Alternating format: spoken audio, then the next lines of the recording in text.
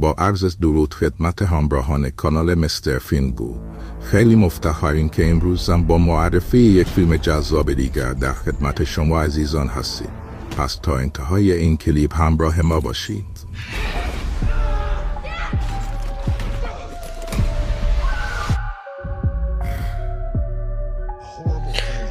فیلم سقوط یک فیلم در ژانر بقا و دلهره آور به کارگردانی اسکات مان است که در سال 2022 منتشر گردید.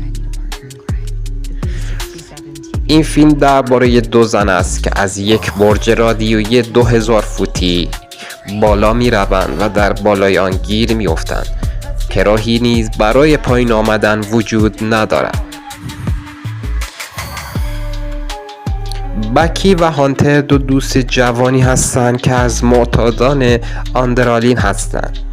زمانی که شوهر بکی در حین صخره‌نوردی جان خود را از دست می دهد، بکی متحمل خسارت بزرگی می شود.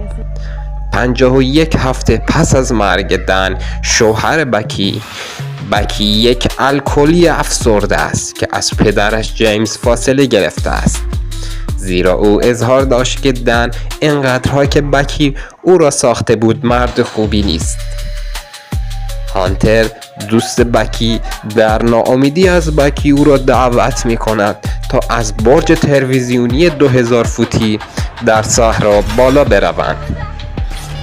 اگرچه بکی مردد است، اما نظرش تغییر می کند و تصمیم می گیرد در ترس زندگی نکند.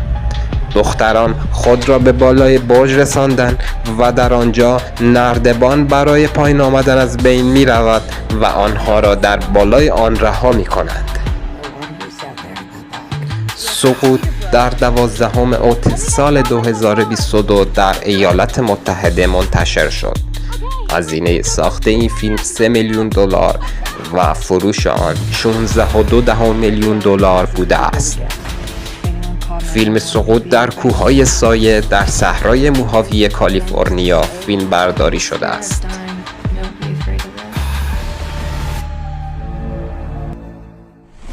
برای مشاهده و دانلود این فیلم به کانال اختصاصی مستر فیلمگو در تلگرام بپیوندید.